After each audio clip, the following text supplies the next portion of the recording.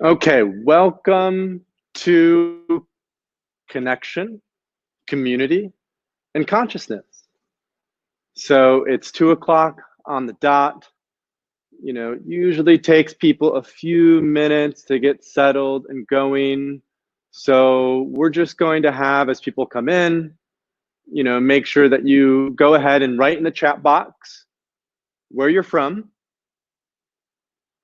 why you're interested in this webinar in particular. So just tell us where you're from and why you're interested in connection, community, and consciousness. And what we're going to dive into in today's webinar is how the interweaving of these three elements can lead to certain psychedelic insights that help you with healing and higher potential.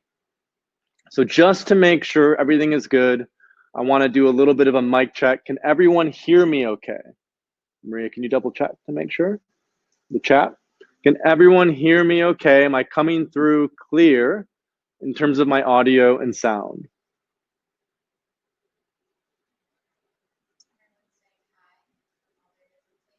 Okay, so they can hear me. You guys can hear me. So I want to, again, wait a few minutes for people to come in, make sure that everyone is in before we totally get kicked off on the webinar. And, the motivation for this webinar and the inspiration, I should even say, has come from so many different places. And especially with what's going on with COVID, where there's such a high level of social fragmentation and disconnection, it feels important now more than ever to be very intentional about how we're utilizing altered states of consciousness to connect with community. Because what we've talked a lot about at Third Wave is the potential for psychedelics, both microdoses and higher doses, to help you or myself or anyone else here as an individual to heal and transform. But what we haven't focused quite as much of our time and energy on is why interdependence and interconnection is so critical to that healing process. In other words, we as individuals do not exist within a vacuum. We are, and I love this word, transvisuals, meaning that we are both an individual and we are part of the universe. We are part of consciousness. We are infinite beings, if you will, of incredible stardust. And so in today's lecture and webinar, we're going to explore what is the integration of those two look like.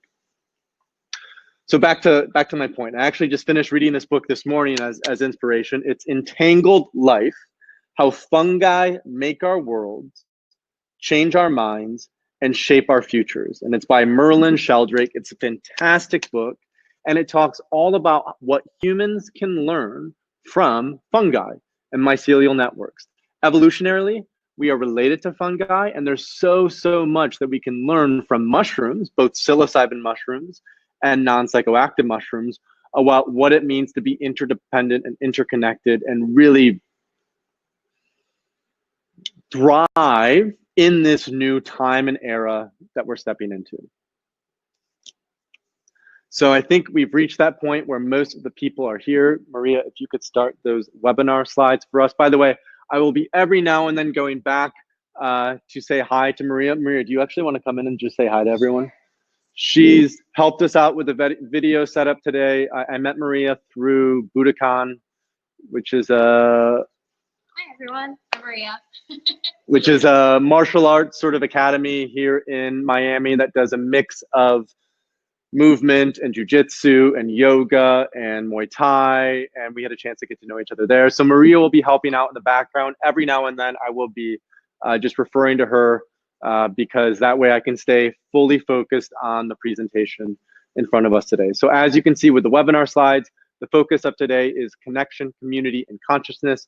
My name is Paul Austin. I'm the founder of Third Wave, and I will be the host for today's webinar. A little bit of background about who I am and about Third Wave. We started Third Wave in 2015.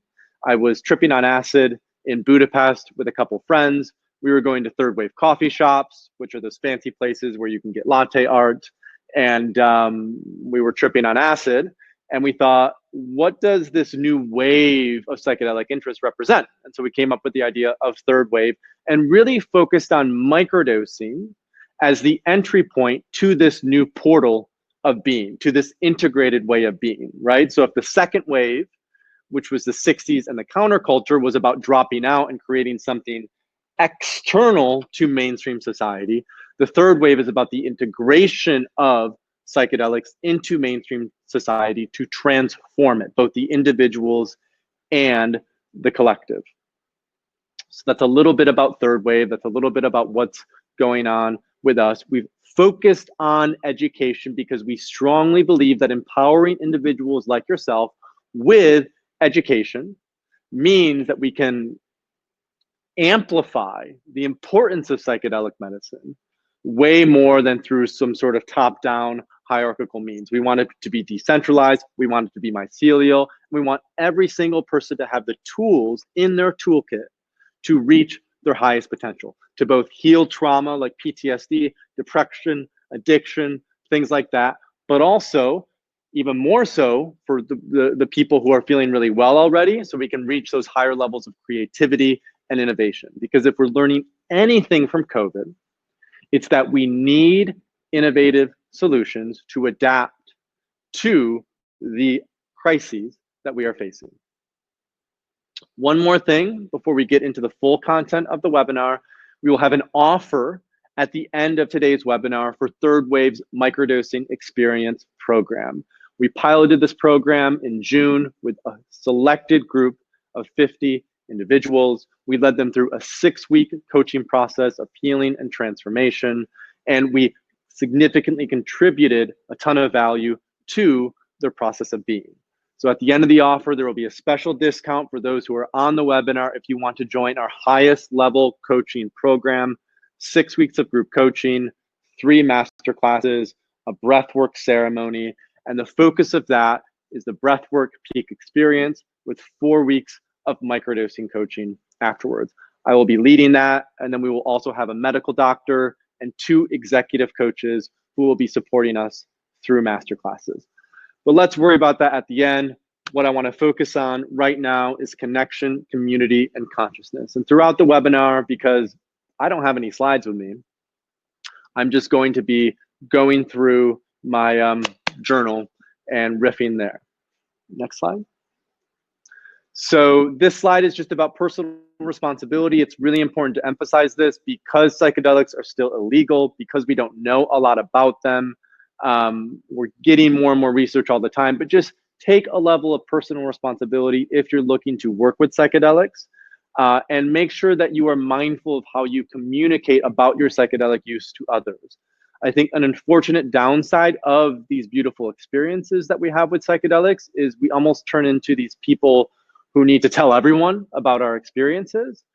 And one of my mentors once told me, when we have these deep spiritual experiences, the less we can tell others about it, the more we can hold on to that container of those spiritual experiences to continue to heal with it and hold it in for our own energy. So I encourage you to be mindful of both how you're working with these things and then how you speak about these important medicines to other people.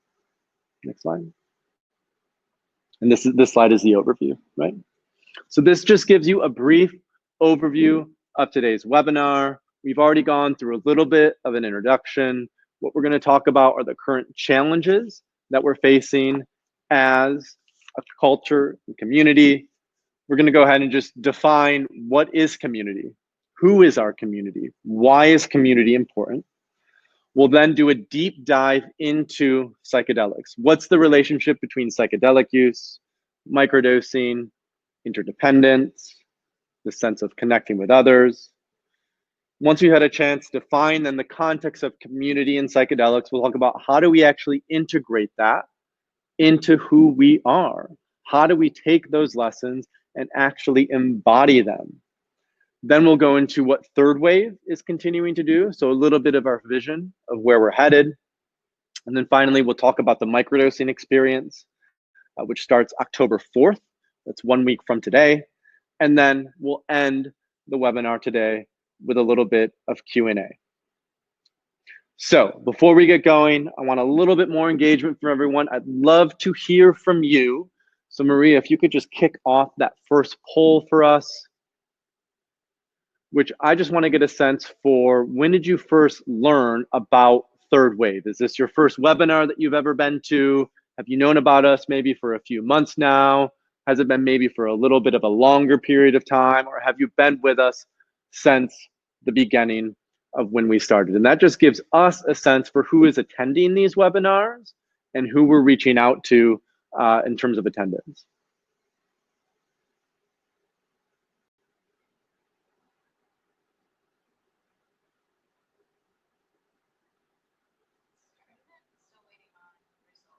It can be a little bit of a lag to get them in. Are they coming in? Publish. Yep. Maria's got to publish it. So go ahead and let us know, when did you hear about third wave? Really recent, maybe in the last 6 months, the last year, or over a year ago.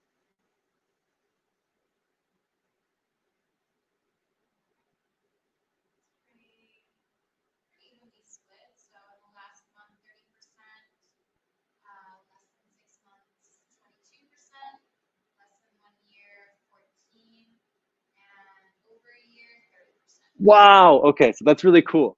So 30% of you, this is your first webinar, so welcome. Thank you for attending. Thank you for being here. It's an honor to share this space with you and to drop in with you. About 50% of you have been here for between a few months to a year, so welcome back. Thank you for continuing to support our mission and vision with the third wave. Thank you for having the courage to continue to go deeper with psychedelic medicine. And about 30% of you have known about us for over a year. So again, thank you.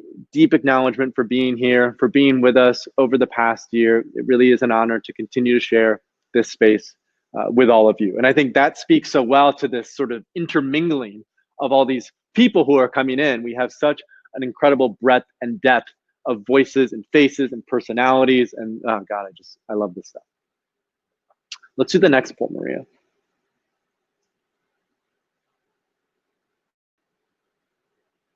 So the next poll is just, it's, have you used psychedelics before? Yes, no, pretty straightforward.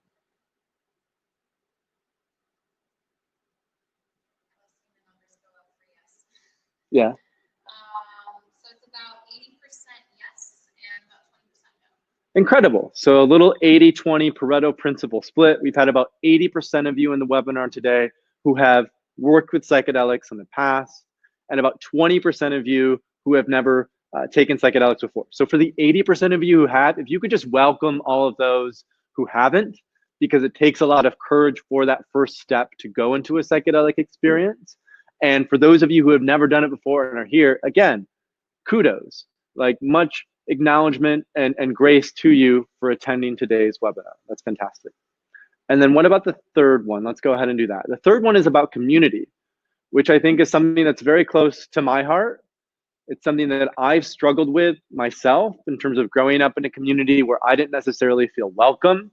I've been very nomadic and gypsy for most of my 20s, so I've been in and out of communities, but still the sense of community is what keeps me so interested in the potential of psychedelic medicine and how they allow us to be fully seen by those who we choose to spend time with.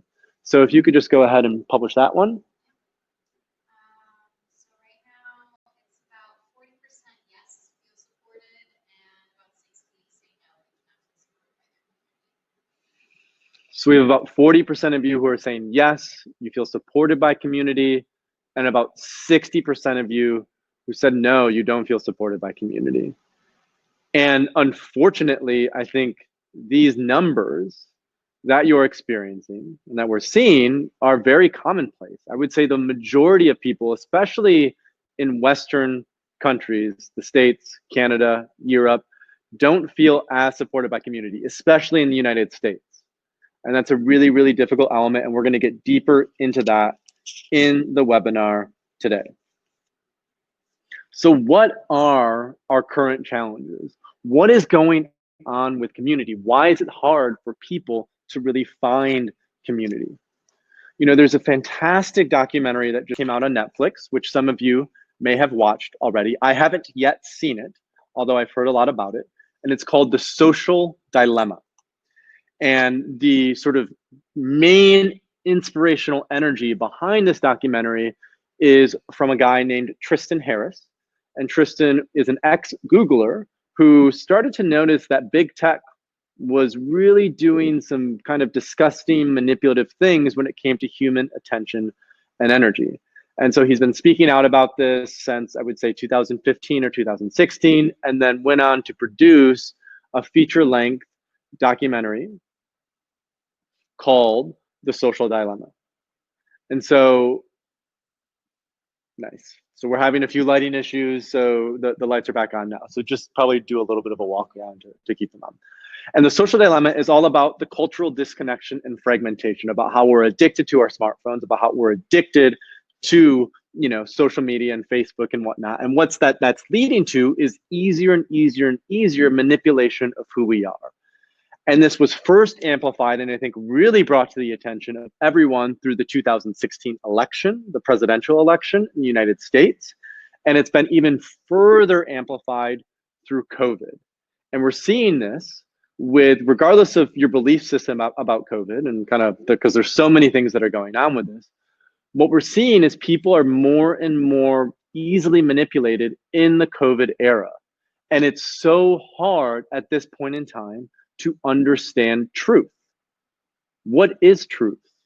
How do we define truth? And because we're so fragmented, then trust drops. We don't know if we can trust the friends because we're seeing that they posted on Facebook about how COVID is a massive conspiracy theory and there's a pandemic.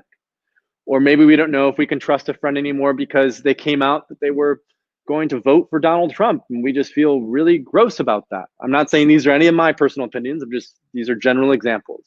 And so what we're learning is that it's becoming harder and harder to trust. There is a deep sense of fragmentation and isolation. And so those challenges, especially with the lockdown, right? Like there was this fantastic tweet that Naval Ravikant, who was a well-known investor in Silicon Valley, had around kind of the initial COVID era, which went something like, okay, we know churches aren't about praying. We know restaurants aren't about eating. We know, fraternities maybe aren't about whatever. All of these are about community. Going to church, you can pray at home, but going to a church is a chance to see friends and family. In fact, this is something that I struggled with because I was raised in a pretty Christian household. I was always like, why are my parents going to church? Like, it seems, there's so much dogma. It doesn't really make sense.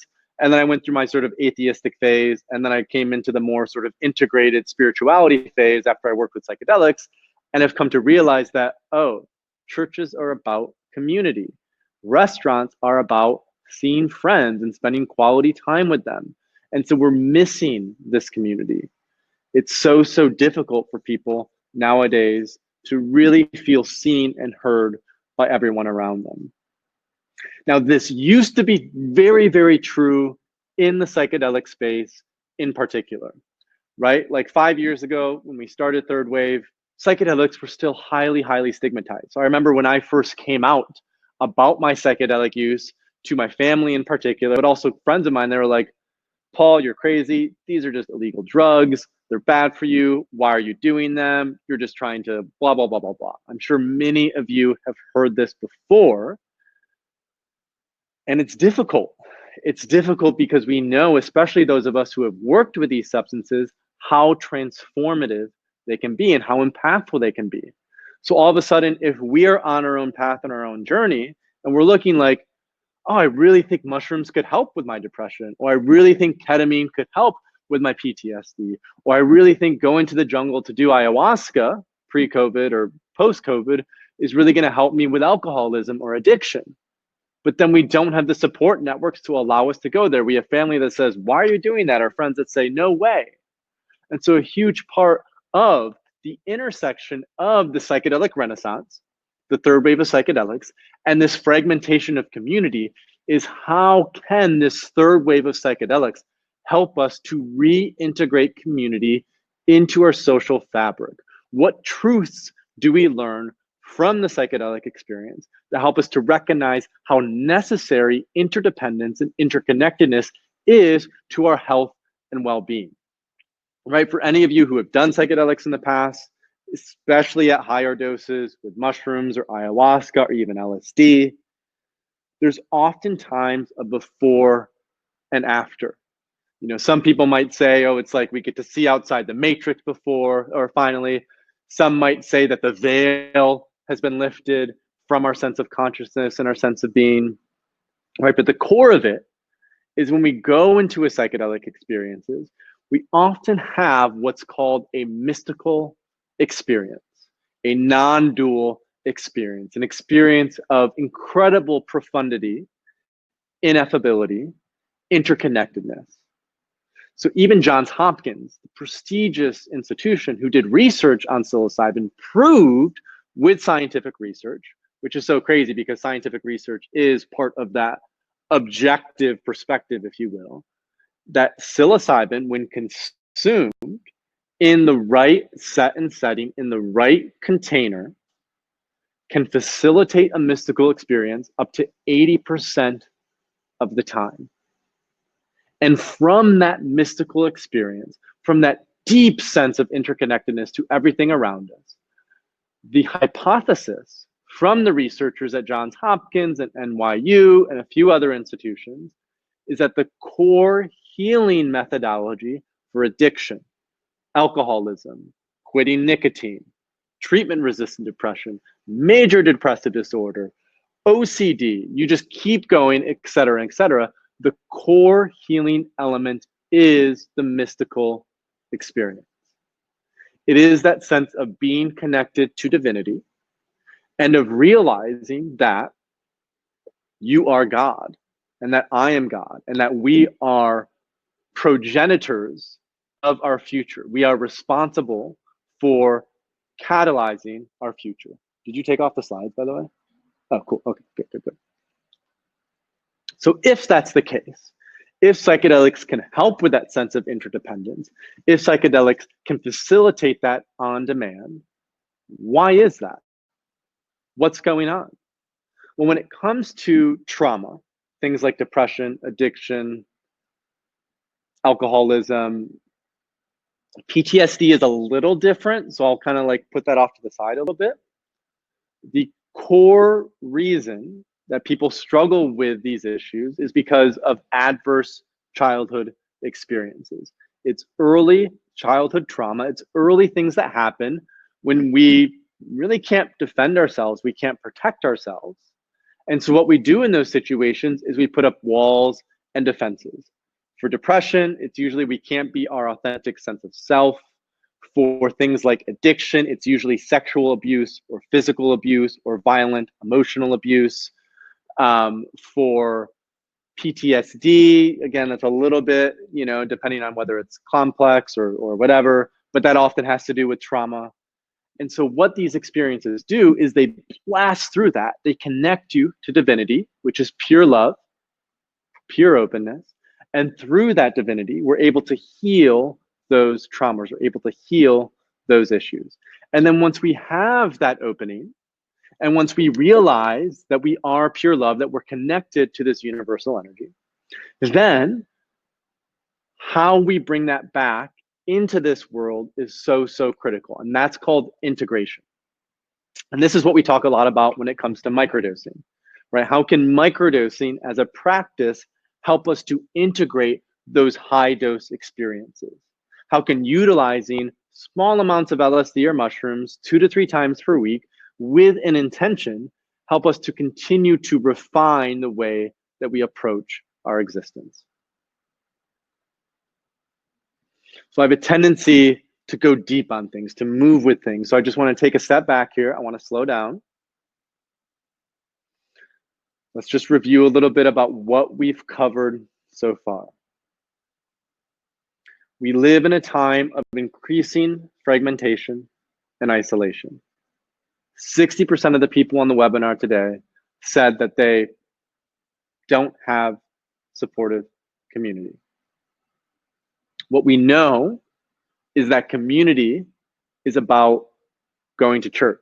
It's about meeting friends at restaurants. It's about being able to call a friend or a loved one when you need someone to talk to. And that because psychedelics have been so stigmatized, it's often very difficult to weave people into our healing process because we don't feel understood and we don't feel seen. So we talked about how the fantastic opportunity with the third wave of psychedelics is as more and more people become aware of the healing and transformative potentials from these medicines, it creates a new opportunity to develop new ways of community. So I keep saying the word community, community, community, community. So what I'd love to hear from you, and Maria, if you could just go in the chat to see what people say in response to this. I'd first love to ask all of you, what is community to you? So what is community for you? How do you define community? What does community mean to your sense of being and to your sense of healing?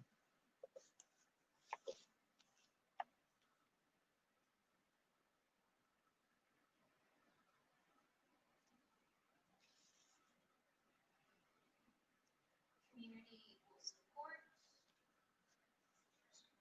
trust, support, love, fun, honesty, like-minded people supporting each other, visibility, sense of belonging, worship places, meaningful connection to the world around you, mutual help, safe friends, connection and validation, acceptance. Community is access to support outside of myself, interdependence, a circle of people that support and listen to each other. Beautiful. So we're hearing a few things, which all of you are probably paying attention to the chat box. Community is support. Community is love. Community is a sense of knowing that you're not dependent on someone, but that you can rely on them, that you can trust them, that they will be there. Community are places where we can gather together to worship and to pray. Community is knowing that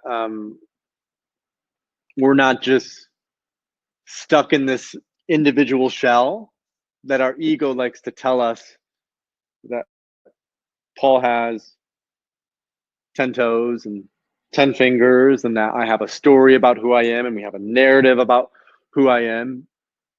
But we also realize that I am everything around me as well, and that everything external to us is a mirror of who we are. And that the only way that we can fully heal is to feel safe. I want to emphasize that, to feel safe, which a lot of people don't feel safe right now, especially in the States. Safe, feeling safe and feeling heard and seen. So give that some thought and consideration. We're going to kind of move into the next part of this webinar. Who can you feel seen and heard by? Who do you trust? Where do you meet those people? Why do you love those people? And then even within that is, how can we continue to love ourselves? Because I think what I've struggled with, I speak for myself, and I like a lot of people, is a sense of self-love, because you can really only give fully if you have a full vessel from which to give.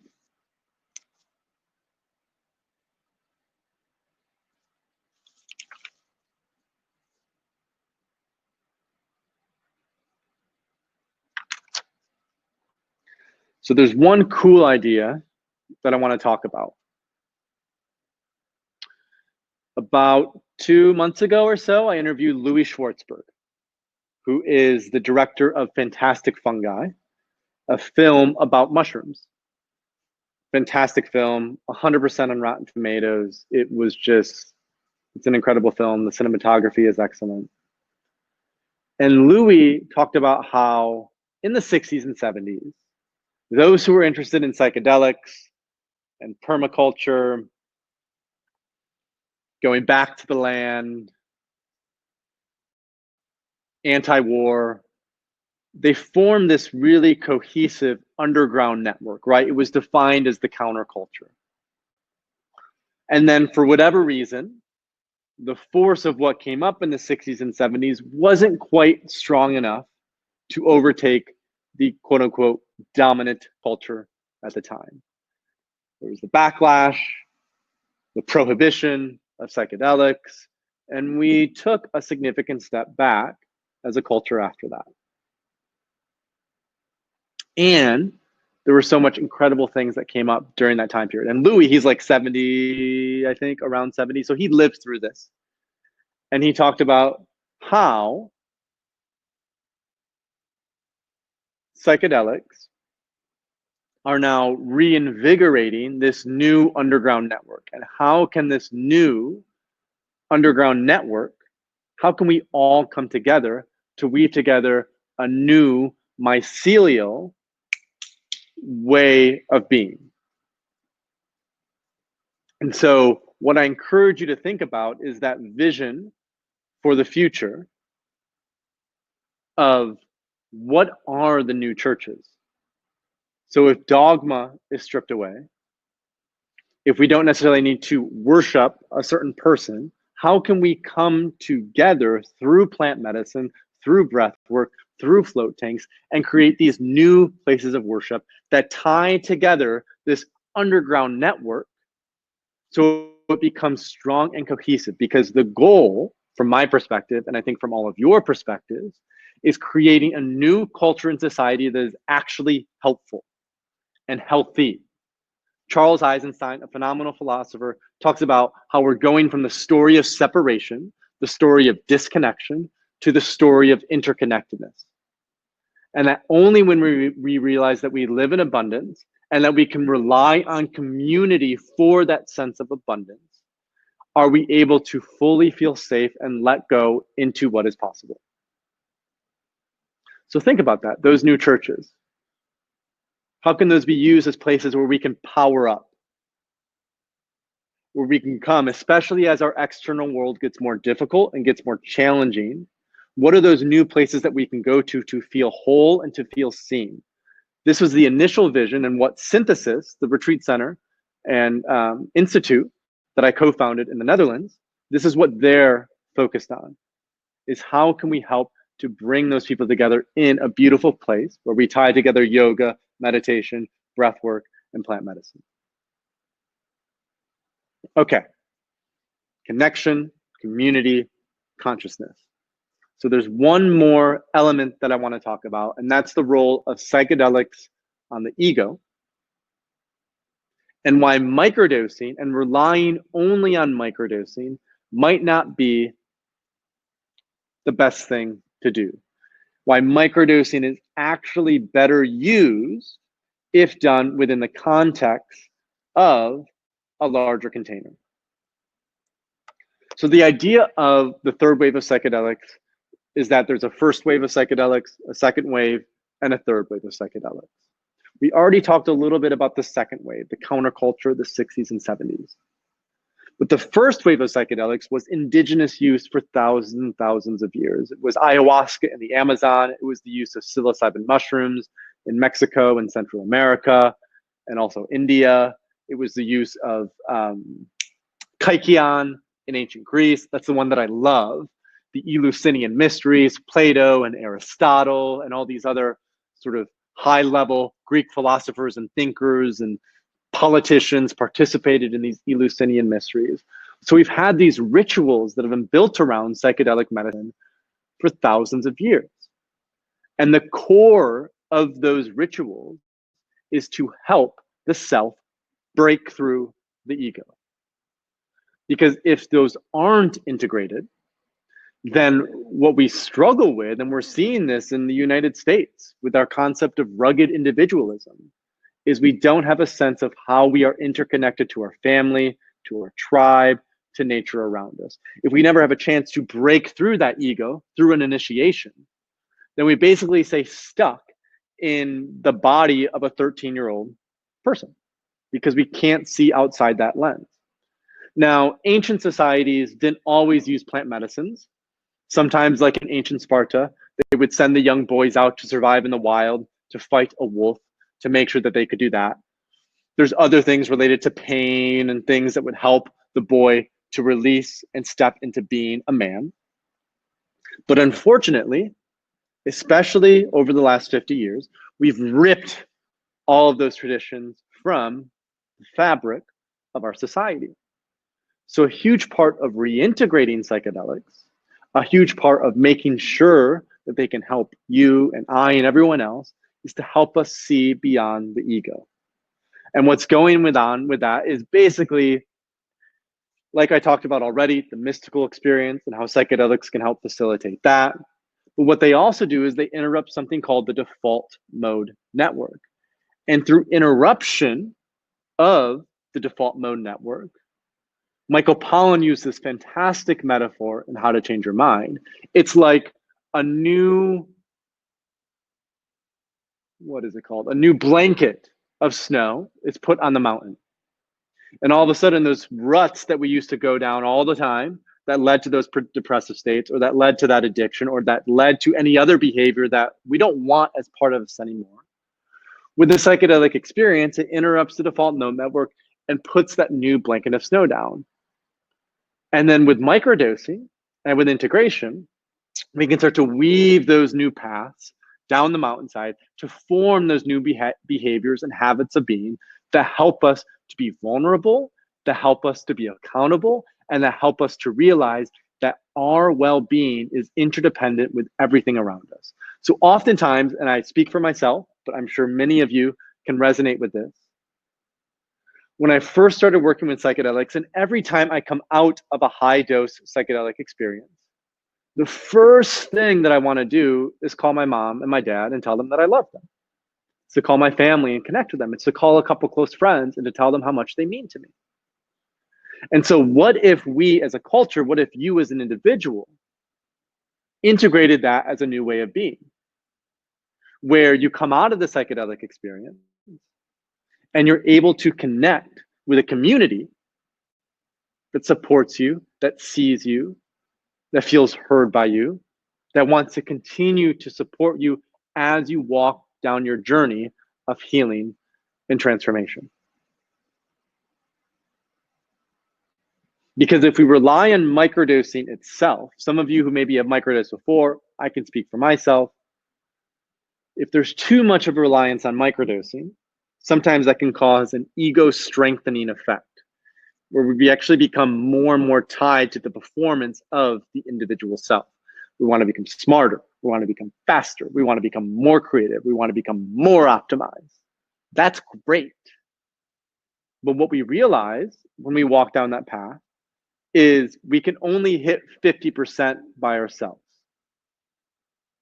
Even if you ate a perfect diet, meditated an hour every day, tracked your sleep with an Oura ring, if you don't have the other 50% of community, if you don't have a social fabric to plug into, if you don't have people who you can be seen by, then the healing is never whole. Then you, as an individual, can never be whole. And so we have to have both of those parts and both of those elements.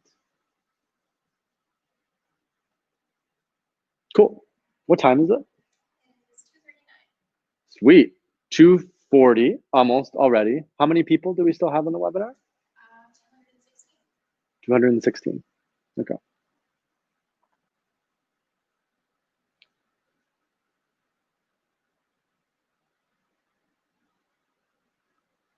So we'll go for about 5 more minutes.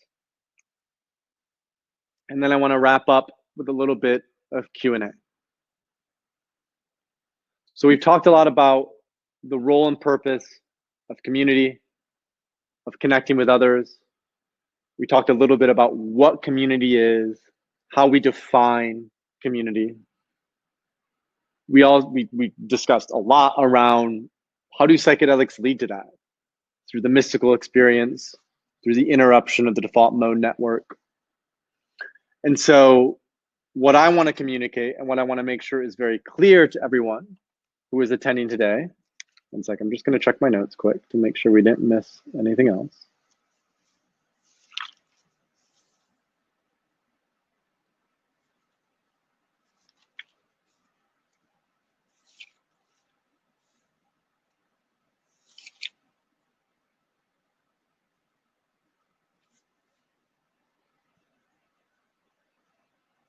Okay, I don't think we missed anything else.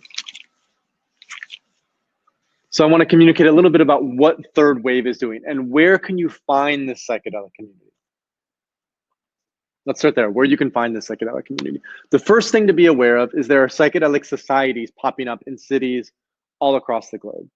In New York, in Miami, in San Francisco, in LA. Obviously, there have been some challenges with COVID in terms of getting together in person, but there's still Facebook groups and ways to plug in with those people. If you just search your city, psychedelic society, if you live in a mid to big city, chances are something will pop up. So that's the first way to start to plug in to a new matrix, a new portal that's outside of the current fragmented and disconnected reality that we live in. The second way is there are so many companies in the psychedelic space that are now up and coming. One of our favorite ones is Double Blind. There's a company called Psytech, which is doing educational webinars. You have MAPS, the Multidisciplinary Association for Psychedelic Studies. And there are a handful, there are several others that you can find and plug into to look at their forum or look at their social pages or just get plugged in there. And then what we're focused on with Third Wave is continuing to bring people deeper into healing and higher potential through our platform and through what we're doing. So we have a podcast that we publish every single week. We've interviewed entrepreneurs, authors, and artists. So I highly recommend checking out the podcast if you haven't yet. We have a private forum as part of our microdosing program and courses that you get access to. We're also starting to roll out a weekly newsletter. So if you continue to stay in touch with us, we'll have a weekly newsletter where we'll send out articles, podcasts, events, webinars, right? A lot of us are still stuck at home in the COVID era. So online and Zoom is a great way to do that. And then we also have blogs and education and ways that you can just continue to stay in touch and learn about how these medicines can be incredibly impactful and helpful for your journey of healing and transformation. Our keystone, though, for community, the way that we want to best help those of you who can join us, is with Third Wave's microdosing experience. And so back in June, we launched our first microdosing experience where we onboarded and we welcomed 50 people into a 6-week group coaching process, private Slack forum, weekly Zoom calls, and the impacts were incredible and profound. And essentially it was 2 weeks of preparation, a breathwork ceremony that we did with sound and breathwork over Zoom, and 4 weeks of coaching with integration. And this is more or less our premier program for those who want to integrate everything that we spoke about on today's webinar, who want to find the combination of both intentional and responsible psychedelic use within a community that loves you, that supports you, that sees you. Because as we've talked about, the only way to really heal and feel better is to feel connected to community, is to be connected to community. So this is the microdosing experience. And for those of you who are on today's webinar, we have a special offer. So if you could just queue up the slide again. Both. So we have a special offer for all of you who are live on today's webinar, where if you purchase before the end of today's webinar, normally the microdosing experience is $997 as our highest level coaching program. but there's a special $200 discount if you purchase before the end of the webinar. So it makes it down to $797, and we have 25 of those spots left. We have over 200 people who are on the webinar. So Maria has gone and uploaded, you uploaded the slide with the details and then the offer as well. Make sure that those are published.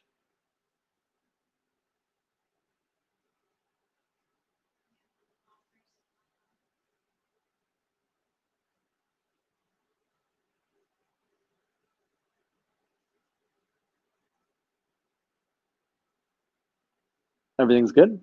So the offer is there. You just use the code Third Wave Webinar, no spaces, Third Wave Webinar if you want to join our microdosing experience program. We start on October 4th with our first class. Classes are every Sunday at 2 p.m. and 7 p.m. And we go for a total of 6 weeks. Every Sunday for 6 weeks. The breathwork ceremony is on October 17th. And then we'll do 4 weeks of integration coaching with microdosing after that. So again, the microdosing experience, $200 off for those of you who are attending on today's webinar. Just use the code Third Wave Webinar. We only have 25 spots of those available. You get access to 6 group coaching calls, 3 master classes, a private community and support. And then I'll also, because I know it's difficult to find medicine oftentimes for these experiences, we'll have a money back guarantee as well. So if you sign up and there's just no way for you to find the medicine, then we'll also have a money back guarantee for that purpose. So Maria, we're just going to go ahead and leave that up. That will be available for the next 30 minutes if you want to join us for the next cohort of the microdosing experience. And then we're going to spend the next 30 minutes, I would say, 20 to 30 minutes, doing some Q&A on connection, community, and consciousness. And Maria, can you just press those lights? So if you press the lights on the door, that should light these back up. Just press all of them.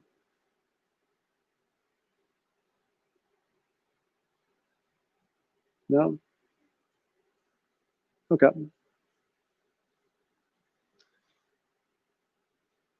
Perfect. So we'll go ahead, we'll do 30 minutes of Q&A. I'm here available to answer any questions that might come up about connection, community consciousness, about psychedelic insights for healing and higher potential, and about third wave microdosing experience. Any questions that have come up?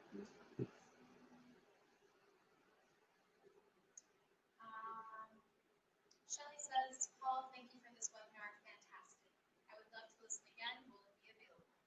So we will make a recording of this webinar available. You will get a download immediately after we end, the Q&A and everything else with it. And that will be sent as a link to your email. So for any of you who want to watch this again, who want to go through it again, to take notes, because we covered a lot. I moved pretty quick, but there's a lot here to dive into. So yes, this will be available.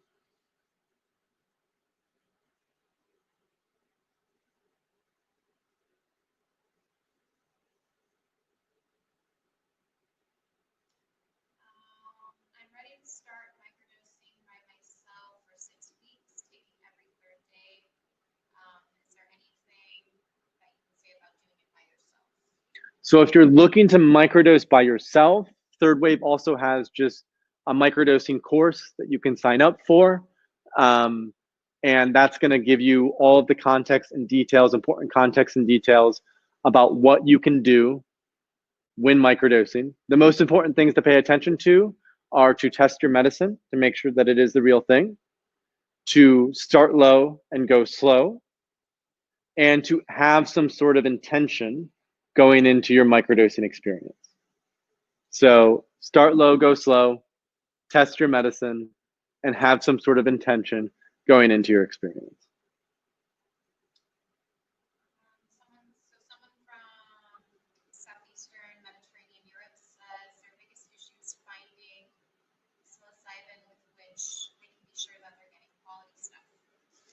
So someone from the Southeast Mediterranean asked about quality psilocybin. The best route to look for is psilocybin truffles from the Netherlands. Oftentimes, there will be several companies, if you search truffles Netherlands, who will ship psilocybin truffles to the rest of Europe. So that's often the best bet if you live in Europe. When it comes to OCD, what is helpful, microdosing or full shrink? So when it comes to OCD, that goes back to what we talked about in terms of interrupting the default mode network and having that real breakthrough. It looks like higher doses are very effective as sort of that initial intervention. And whether or not microdosing is helpful for OCD, I can't speak to. I know that a lot of people have found success with higher doses, but I wouldn't feel comfortable giving specific context on the relationship between microdosing and OCD. What you could do is just search for microdosing and OCD, and there might be something that pops up from that. Is it bad to microdose every day? So we recommend not microdosing every day. Instead, looking at microdosing only 2 to 3 times a week, 3 times at the very most. Microdosing does build up short-term tolerance. So the downside to microdosing every day is you'll quickly build a tolerance. So it's better to have it done 2 or 3 times a week, do it for about 6 weeks in total, and then take a break and reassess from there in terms of what's best for you. What's a good starter mushroom? So the question is, what's a good starter mushroom? Most people who start with psilocybin start with Psilocybe cubensis, Cubensis. So Psilocybe cubensis is the most commonly used one. Another one that's often used is mexicana.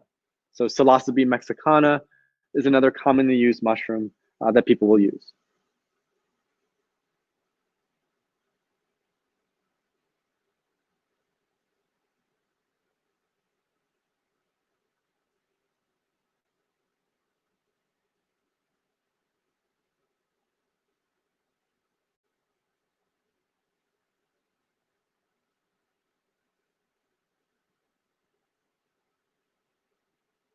Any other questions? Yeah. Why did you choose the every third day model as opposed to 4 days on and 3 off? So the question. Lines are as a stack of lines made and nice. So the question is, why the Jim Fadiman protocol? 1 day on, 2 days off, 1 day on, instead of the Stamets protocol, which is 4 days on, 3 days off. I personally have experience with the Fadiman protocol, have done that extensively, so I just know that very well. Whereas I don't have near as much experience with the Stamets protocol, so I can't speak as much about it. So that's the main reason. I also just am not sure, because of the tolerance buildup with the Stamets protocol, what impact and effect that has. So I feel like because of the time that's between doses on the Fadiman protocol, that's a much better way to handle it. If you're going to macrodose, are there any retreats you would recommend? So macrodosing retreats. Synthesis just opened up the retreats again in the Netherlands. They're currently enrolling people for the end of October. There are also a handful of retreats, psilocybin retreats, in Jamaica and Mexico. Probably the best thing to do is just search psilocybin retreats, Jamaica, psilocybin retreats, Mexico. There's a group called Atman, Atman, as well as Buena Vida. So Atman does retreats in Jamaica, and Buena Vida does retreats in Mexico. How to safely get medicine in the US, in general? So how to safely get medicine in the US and in general. There's a fantastic course by Double Blind on how to grow your own mushrooms. And that is, that's one option. Spores are legal in almost every state. So it's pretty easy to grow your own mushrooms. Besides that, it's possible to order a substance called 1P-LSD and 4-ACO-DMT from Canada. And so both of those are analogs and can be ordered using cryptocurrency. And then the main way is community, kind of back to the main focus of the webinar today in terms of finding community. The more you become integrated in the psychedelic space and the third wave and the programs and everything else, you just tend to meet more and more folks who understand how to source medicine or where to get medicine. So it's a lot of, again, what we were talking about before with that mycelial underground network. That's usually the best way to find psychedelic medicine. What exactly is the third wave? So the question is, what exactly is the third wave? So the third wave is about the responsible and intentional use of psychedelics, about integrating them into mainstream culture so that it becomes more sustainable, so that it becomes more open, so that it becomes more healthy. And so that third wave of psychedelics is the integration of the first wave, which is the indigenous use, the ritual, the sacredness that came with that. And the second wave of psychedelics, which really was the first time that basically a Western populace integrated them into our way of being. By the way, I just remembered, can you go through a couple more slides?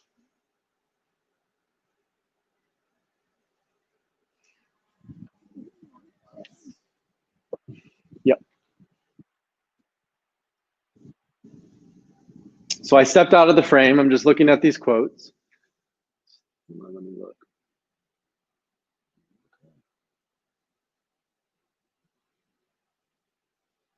They're having troubles when they're trying to do the offer. It's showing the 997. Do they use the code third wave webinar? That I'm not sure. I needed. Okay. Yeah. So some of you are having issues with the offer. It says 997. If you just click to checking out, you can put in the coupon code. And if you put in the coupon code third wave webinar, then it will discount it by $200 to $797. Can you double check that's the case on chat? Like if people have done that? Yeah, they're saying through PayPal. I don't know if they didn't put in the code or not, but the specific question is signing up on PayPal. It's showing $997. How to get discount? So if you're signing up through PayPal and it's showing that still full price of $997, just go ahead and email us with a screenshot. So paul@thethirdwave.co, paul@thethirdwave.co, or reach out through the website. And then we'll just make sure that you get that discount. It sounds like we're having a few issues with PayPal in terms of discounting it. So if that's the issue with you, just let us know and we'll make sure that you get that discount. So Charlie is asking, you're saying that microdosing is most helpful if you have a great macrodose experience as a reference point or as a revisiting point? So Charlie's question is, what's the relationship between microdosing and the high dose experience? From what we've noticed with the students that we've worked with, is that having that peak experience first, whether that's through breath work or your own at-home ceremony or going to a retreat, creates a much larger opening. And then in that opening, you can integrate and interweave microdosing, which will make the experience much more impactful. So that's what we've seen. A lot of people also will just microdose. You know, they'll get started with microdosing. They'll use microdosing to wean off maybe certain pharmaceuticals, antidepressants, anti-anxiety medications. So that's definitely another route. But again, I would say the most impactful is to first have that peak experience and then integrate with microdosing so you can continue to have that breathwork ceremony as a North Star and as a reference point. The utility of shrooms and LSD. What's the question? Shrooms or LSD, like what would you use shrooms for? What would you use LSD for? So the question is mushrooms versus LSD. What we've always noticed is that microdosing mushrooms tends to be much better for emotional processing, for dealing with things that might be coming up, for working through challenging issues, right? When I was often microdosing mushrooms, it was with a therapist, whereas microdosing LSD seems to be much better for depression in particular, for low mood and low energy, as well as creative enhancement, cognitive performance, and yeah, just general things that like require a little bit more energy and mental acuity. How much psychedelics would you need to get for this microdosing experience program? So the question is, how much psychedelics would you need to get for the experience program? So that depends on how you do it, right? So for the experience program, we have the breathwork ceremony, which is also you can do medicine at home. As part of that breathwork ceremony, we'll send you a booklet and create a whole guidance structure for you to do that, if that's what you want to do. And then we'll also do 4 weeks of microdosing. So if you were to do that with psilocybin mushrooms, in total, you would probably want around 4 to 5 grams of psilocybin mushrooms. If you were to do that with LSD, you're probably going to want around 200 to 250 micrograms of LSD. Niacin or cacao, what improves microdose psilocybin protocol?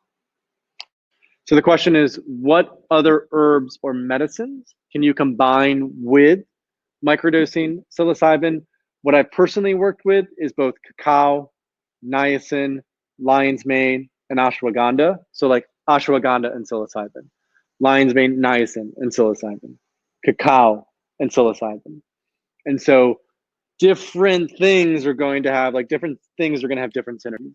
So if you loop in or integrate different herbs, it will be a little bit of a different experience. Which do you recommend for chronic pain?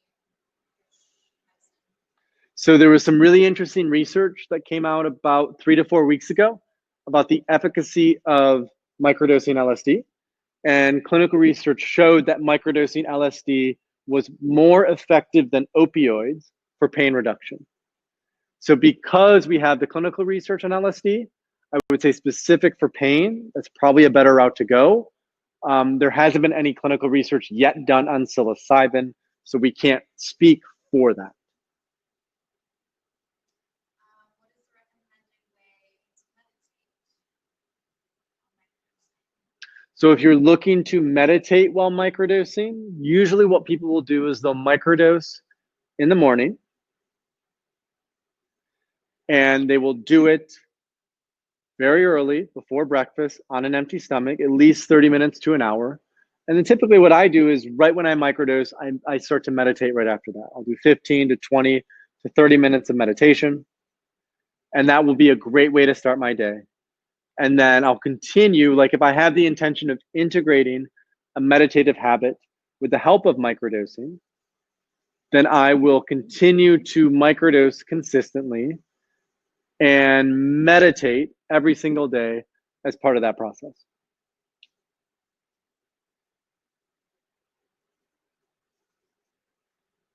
Are there any potential dangers with high doses of psychedelics in terms of self-deception? How can we determine what is true or not for us psychologically regarding our experience?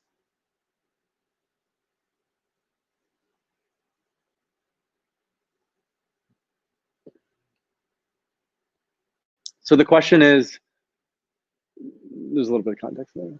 The question is sort of like, how can we make sure we're being as objective as possible when it comes to psychedelic use so that we have truth from it and it's not misleading? I would say the best way to ensure that you're following an honest path, a truthful path, with the help of psychedelics is by being very intentional about the person that you're working with when it comes to psychedelics. So, in other words, a lot of it comes down to the guide or the coach or the therapist that you choose to work with. And once you've made that decision to work with them, then you've created that bond of trust. And that's really the best way to minimize any sort of self-deception, because then you have an honest and clear mirror to work through whatever might be coming up in the psychedelic experience. Can you reiterate the names of the retreats?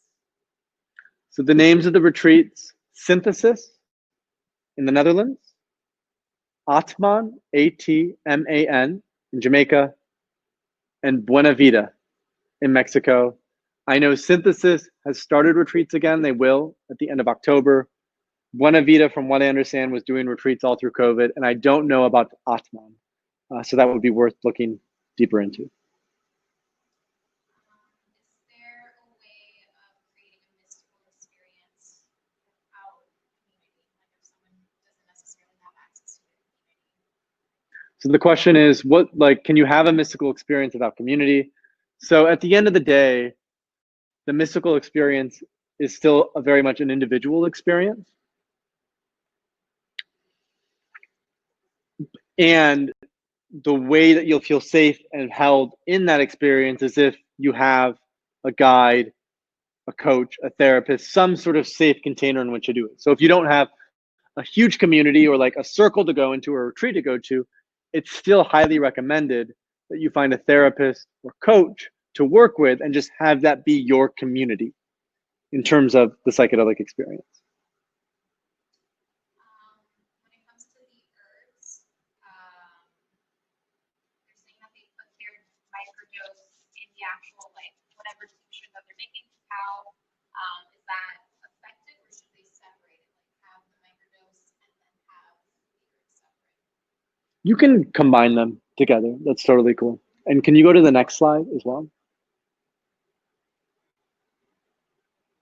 It's more quotes. Good. Yep.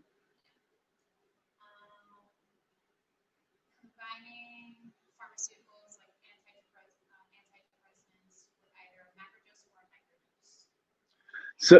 So the question is, what's the relationship between pharmaceuticals and microdoses and macrodoses? If you want to start a microdosing protocol or work with higher doses of psychedelics, but you're currently on some sort of pharmaceutical, make sure that you speak with some sort of medical doctor and medical professional. The other thing to do is go to microdosingpsychedelics.com. And on microdosingpsychedelics.com, you'll find a list of medications that are totally safe to use when microdosing. And that's Jim Fadiman's website. And so if you're on one of those medications, he's collected data that shows that people who are microdosing, who also happen to be on one of these medications, it's totally safe and okay for them to microdose. What are the standard doses for microdosing? So the standard doses for microdosing are anywhere from 0.1 to 0.3 grams with psilocybin mushrooms, and usually anywhere from 10 to 20 micrograms of LSD. How long does it last? And in total, if you're microdosing, again, the idea with microdosing is that it's pretty subperceptible. LSD lasts for about 12 hours in total, whereas psilocybin mushrooms last for about 6 hours in total. Is there a withdrawal when you take a break after 6 weeks? So there's no withdrawal from microdosing. It's actually anti-addictive. What you'll just notice is that there will be things that probably come up.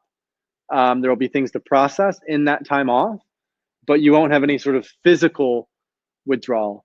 There could be a little bit of psychological withdrawal, because I think a lot of people who start to microdose notice they feel much better, notice that their depression has lifted, notice that things are going really, really well. And so there's a concern that, oh shit, as soon as I stop microdosing, those are going to go away.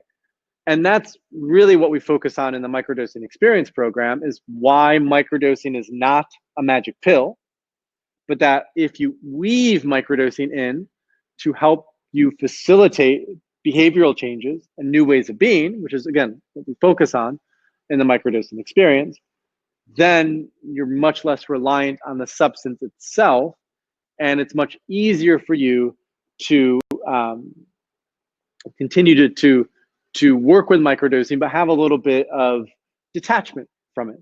So understand that, yes, this is helpful, and yes, this is impactful, but it won't be a magic pill necessarily. So asking about help finding a coach or psychedelic assisted therapy, especially if the medicine is illegal in the country.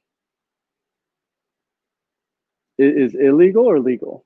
If it's illegal. So if you're looking to find a therapist or a coach who you can work with when it comes to psychedelic experiences, the current best website to go for that is psychedelic.support. They will help you with prep and integration. At this point, as I mentioned before, it's very difficult to find someone to actually be there for you when you're going through psychedelics, like provide the medicine and all that, because it's illegal. So it's a little bit of a trickier thing, but in terms of finding like an integration therapist and a list of people who understand this medicine, psychedelic.support is an excellent resource. Are the therapeutic effects of microdosing permanent or temporary? The question is, are the therapeutic effects of microdosing temporary or permanent? And I think everything is temporary. So that is life generally is impermanent. And what microdosing does is it teaches you about the skills that you need to continue to honor, about the way that you need to continue to live so that you don't slip back into those depressive states or states of anxiety or whatever else it might be. So a lot of it depends on the set and setting. A lot of it depends on the integration. A lot of it depends on the work that you put in and that you combine with the microdosing or the higher doses. The microdose itself or the higher dose itself, it's not just a magic pill. It does require intention and effort to really grow and evolve as a human. What psychedelics do is they just make the process a lot quicker and a lot easier for most people. For someone in their 50s or older, what do you recommend dosage-wise? So the question is, for someone in their 50s or older, what do you recommend dosage-wise?